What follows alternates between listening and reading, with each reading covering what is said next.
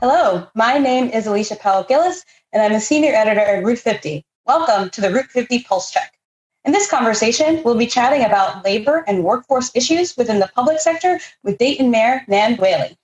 Mayor Whaley was elected to her position in 2013. Prior to that, she was the youngest woman ever chosen for a Dayton City Commission seat. As mayor, she is focused on the areas of community development, manufacturing, and women and children. Mayor Whaley is also a national leader, serving as the vice president for the U.S. Conference of Mayors. Mayor Whaley, thank you for joining me today. Hey, Alicia, thank you for having me on. Well, it's no secret that the COVID-19 pandemic continues to enact an immense toll on public health and our economy, forcing millions of Americans temporarily and in some cases permanently out of their jobs. And the public sector workforce hasn't been immune to this. We've seen repeated months of job losses in the state and local government sector, with more than 1 million government jobs lost since April. So I really want to start off by talking to you about some of the hard decisions your city has had to make with respect to its public sector workforce and what measures you have had to enact with budget shortfalls. Well, we've already seen some pretty troubling issues at our airport. For example, we've had to close permanently some golf courses that were already having some financial difficulties. And so while we haven't had layoffs yet, we are doing the part of where we abolish jobs, and bumping is occurring right now. We don't have the final number. We anticipate to unfortunately have some layoffs in the coming weeks. I think really what we're seeing right now is the tip of the iceberg. We've kind of hit that small part. I think once July 25th happens, when PPP is expired and we see the $600 plus off unemployment, we'll see pretty significant issues with our income tax collection, which is about 70% of our overall revenue for our budget. So we're pretty concerned about the coming third and fourth quarter. As has been very touted in the news about the lack of federal aid that we haven't seen at this point to kind of help stave off some of these job losses, as you were kind of alluding to, if that aid continues to be delayed or if it continues to be inadequate, how is that going to force your hand when it comes to the workforce and you hit that tip of the iceberg, so to speak? Well, I think we'll see some really significant layoffs, unfortunately. We anticipate around a $13 million budget shortfall this year, at least that for next year. Most of the money we spend is on personnel for, fire services, emergency EMS, police services, roads and bridges and trash. And so we really don't have anywhere to go besides personnel. And so I think that is what we're most concerned about. If we don't get federal help, that's what we're going to see. And that's going to be incredibly tough, not only for the economy to recover slower in Dayton, but also for the services that are life and death services for our community. So speaking about the impacts to the community, I recall that you had said back in the spring to NBC News that during the Great Recession, your city had already made cuts about 40%. Mm-hmm. So taking into account previous cuts and potential new ones, what are some of the short-term impacts you are expecting for your community and your residents, and what are the longer-term effects you're most concerned about? Yeah, I mean, we're just full with bad choices, frankly. And so it's not like there's any fat in these communities like Dayton. They're not fancy towns. We get this work done, and it's, where the rubber meets the road. And so the decisions are, do we pave less roads? Do we have less fire service? Does it take us longer to get to someone who has a heart attack or stroke because we don't have ambulances? These are the decisions that are being made in cities across the country without federal aid. And further, both state and local government is around, 10% of the overall workforce. So as you see these layoffs happening, which will happen, there's no way we don't get to print money. We have to balance the budget. You see that happening, it will exacerbate the economy overall for our community if we don't get this help. So you just said there are bad choices you all will be facing. I'm curious, as your position as mayor, what is your calculus when you're making these bad choices? How do you start to prioritize in terms of what you can and cannot do? Well, I think we have an attitude of shared sacrifice across the entire organization, right? So for example, we've gotten rid of some of the services that we don't need to provide anymore. So you first look at okay, do we need to really own all these golf courses? They're not making money. We can't put general fund dollars in. So you say, okay, we're just not going to provide that service. So you really have a choice. Do you stop providing a service like recreation and youth services, like rec centers, or do you do shared sacrifice across the organization with police, fire, ambulances, and public works? I mean, those are the kind of decisions we'll have to make.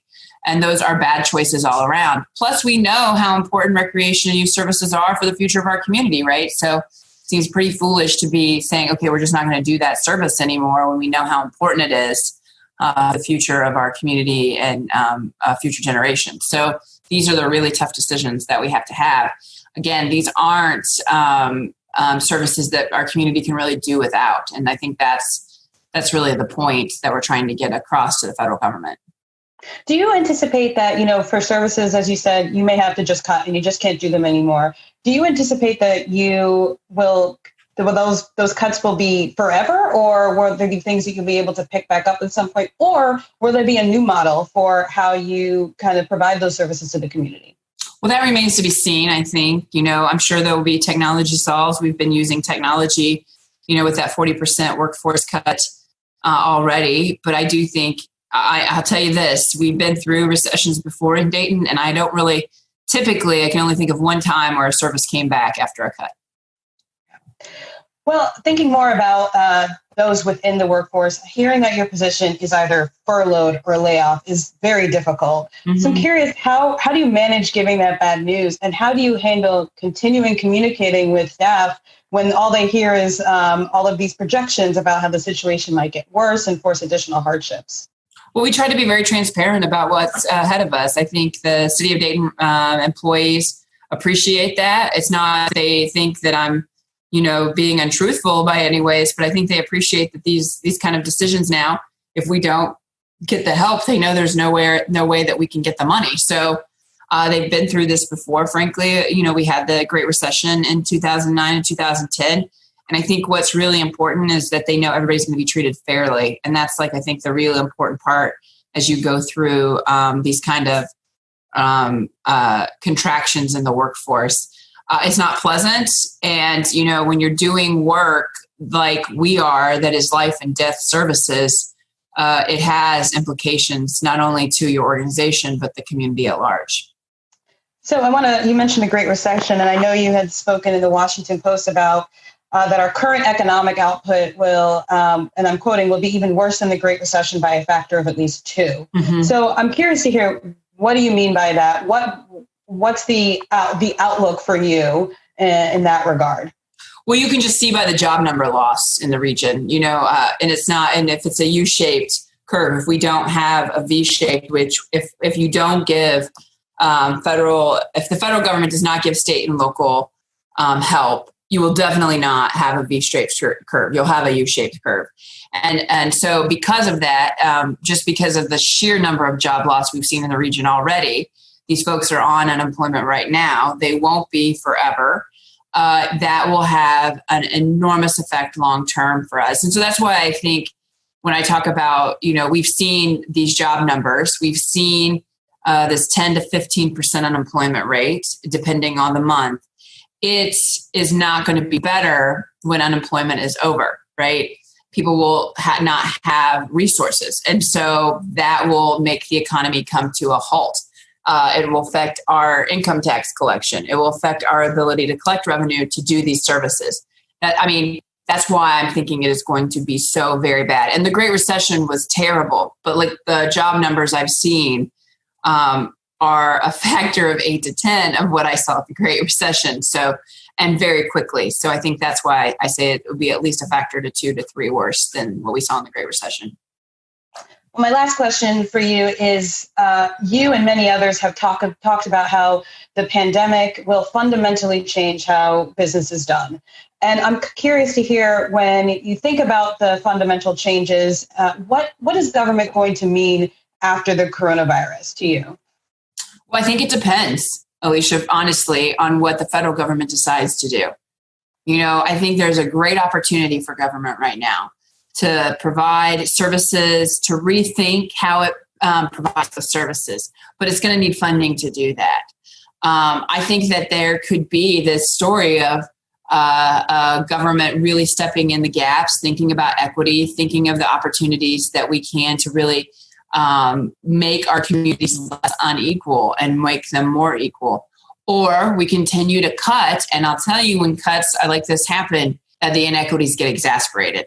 So I think the storybook is still written on what government will look like after coronavirus. I hope it's the former story and not the latter. And that's why we're trying so hard to get the federal government to listen to the people on the ground doing the day-to-day work that got to get it done, and to provide help during this very, very critical time. Well, Mayor Whaley, I want to thank you for your time, your candidness, and for providing us your insights as you continue to deal with this ongoing crisis. Hey, well, I appreciate Route 50's great work and paying attention to local government. We appreciate it. Have a great one. Thank you. You too. And now a word from our underwriters. Hi, I'm Ann Duncan. I'm a Chief Strategy and Innovation Officer at Dell Technologies, and I'm part of a team of Chief Strategy and Innovation Officers. And our role is to help state and local government CIOs be more effective. We help them by delivering the Dell value proposition from the edge to the core to the cloud. Today, Rob Silverberg, who is responsible for our Digital Cities Initiative, is going to tell us a little more about that. Thank you, Ann. And hi, everyone. Rob Silverberg. I lead the Dell Technologies focus for digital cities for North America. I've been focused on our smart city strategy for the last 5 years. And what I've seen is that there's been a great evolution over the last few years in terms of what was experiments with technology several years ago are now producing real actionable results for our city customers. The sort of results that we're seeing are improvements in transportation, improvements in public safety, the ability to become a more data-driven city, and leveraging new data sources from connected devices, as well as data sources from across the city organization for actionable intelligence. So the real outcomes that we're working on and hoping to work on with our city customers going forward are producing real manageable results from our smart city initiatives.